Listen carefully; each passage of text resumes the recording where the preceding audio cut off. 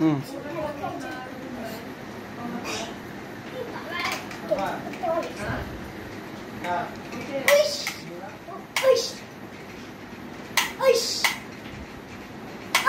কে তুমি কে?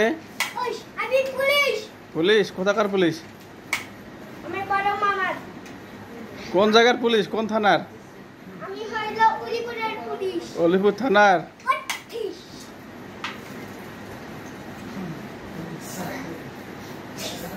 ওর বন্দুকের চাবি তোলো।